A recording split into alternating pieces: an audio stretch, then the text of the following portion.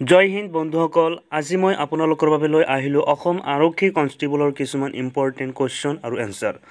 আপোনালোকে যদি আমাৰ এই ভিডিঅ'খন চাই উপকাৰ অনুভৱ কৰে তেনেহ'লে আমাৰ এই ভিডিঅ'খন আপোনাৰ বন্ধু বান্ধৱীসকললৈ শ্বেয়াৰ কৰি তেওঁলোকক চাবলৈ সুযোগ কৰি দিব, যাতে তেওঁলোকে কিছু জ্ঞান অৰ্জন কৰিব পাৰে। ধন্যবাদ। আজি মই আপোনালোকৰ বাবে লৈ আহিলোঁ পলিটিকেল চায়েন্সৰ পৰা কিছুমান ইম্পৰ্টেণ্ট কুৱেশ্যন। ইয়াত কুৱেশ্যন নম্বৰ 1, তলৰ কোনটোটা কাম এখন ৰাষ্ট্ৰৰ বাবে বাধ্যতামূলক? ইয়াত দিয়া আছে নম্বৰ 1 জনস্বাস্থ্য, নম্বৰ 2 প্ৰতিৰক্ষা, নম্বৰ 3 ন্যায়, নম্বৰ 4 কৃষি উন্নয়ন। ইয়াত শুদ্ধ এনচাৰটো হ'ব নম্বৰ চি, বোথ 3 আৰু 4। কুৱেশ্যন নম্বৰ 2, ৰাষ্ট্ৰ হৈছে দেশৰ ফল, ইয়াক গঠন কৰা হোৱা নাই।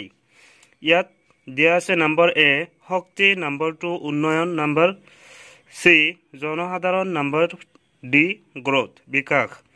ইয়াত শুদ্ধ এনচাৰটো হ'ব নম্বৰ ডি গ্ৰোথ বিকাশ। কুৱেশ্যন নম্বৰ 3, বিধানসভাৰ কাৰ্যকাল 1.5 বছৰ।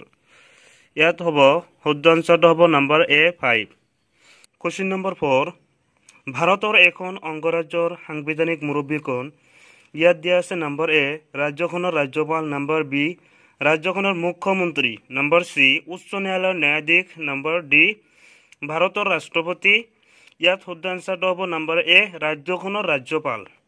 কুৱেশ্যন নম্বৰ 5, প্ৰতি দ্বিতীয় বছৰৰ মূৰত বিধান পৰিষদৰ ডেছ অংশ সদস্যই অৱসৰ গ্ৰহণ কৰে। ইয়াত শুদ্ধ এনচাৰটো হ'ব নম্বৰ বি 1/3।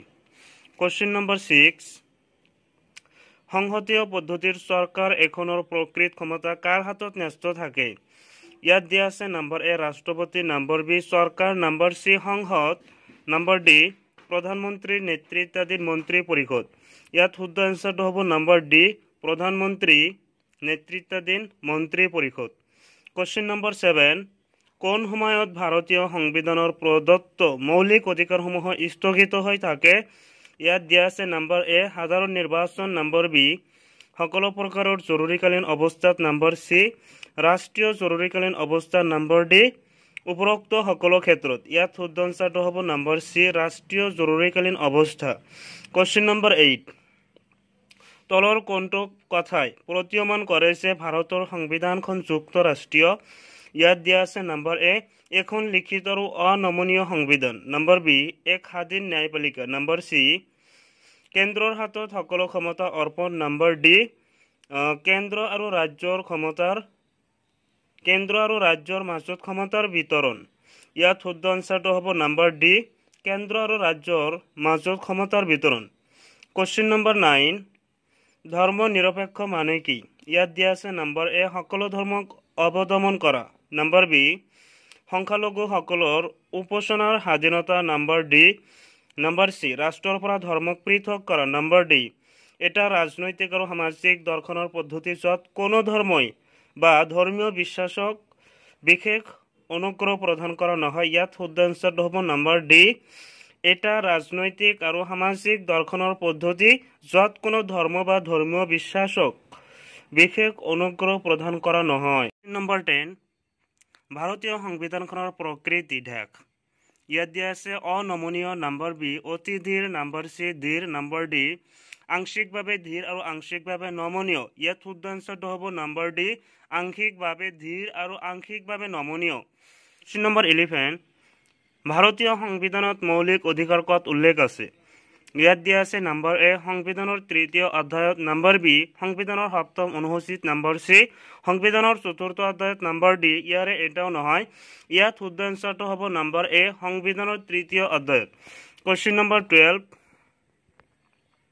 ক্ষমতাৰ অধিকাৰে কি বুজায়? ইয়াত দিয়া আছে নম্বৰ এ বাসস্থানৰ নামত ই ৰাষ্ট্ৰক বৈষম্যমূলক আচৰণ কৰিবলৈ অনুমতি দিয়ে, নম্বৰ বি উৎপাদন আৰু বিনিয়োজনত ই ৰাষ্ট্ৰক ক্ষমতা দিয়ে, নম্বৰ চি ই ৰাষ্ট্ৰক মহিলা, শিশু আৰু অনুন্নত শ্ৰেণীৰ বাবে বিশেষ সুবিধা প্ৰদানৰ কথা ব্যক্ত কৰে, নম্বৰ ডি ই ৰাষ্ট্ৰক মহিলা, শিশু আৰু অনুন্নত শ্ৰেণীৰ বাবে বিশেষ সুবিধা প্ৰদানত বাধা দিয়ে। ইয়াত শুদ্ধ এনচাৰটো হ'ব নম্বৰ চি ই ৰাষ্ট্ৰক মহিলা, শিশু আৰু অনুন্নত শ্ৰেণীৰ বাবে বিশেষ সুবিধা প্ৰদানৰ কথা ব্যক্ত কৰে। কুৱেশ্যন নম্বৰ 13, ৰাষ্ট্ৰৰ নিৰ্দেশনাত্মক নীতি সংবিধানৰ দেশ। ইয়াত দিয়া আছে নম্বৰ এ সপ্তম অনুসূচীৰ অন্তৰ্গত, নম্বৰ বি চতুৰ্থ অধ্যায়ৰ অন্তৰ্গত, নম্বৰ চি তৃতীয় অধ্যায়ৰ অন্তৰ্গত, নম্বৰ ডি ওপৰৰ আটাইকেইটা। ইয়াত শুদ্ধ এনচাৰটো হ'ব নম্বৰ বি চতুৰ্থ অধ্যায়ৰ অন্তৰ্গত। কুৱেশ্যন নম্বৰ 14, ৰাষ্ট্ৰৰ নিৰ্দেশক নীতিবোৰ ভাৰতীয় গণতন্ত্ৰৰ দেশ আৰু দেশৰ ভেটিৰ ইস্তাহাৰ। ইয়াত দিয়া আছে নম্বৰ এ সামাজিক অৰ্থনৈতিক, নম্বৰ বি সামাজিক ৰাজনৈতিক, নম্বৰ চি ৰাজনৈতিক অৰ্থনৈতিক, নম্বৰ ডি সাংস্কৃতিক ৰাজনৈতিক। ইয়াত শুদ্ধ এনচাৰটো হ'ব নম্বৰ এ সামাজিক অৰ্থনৈতিক।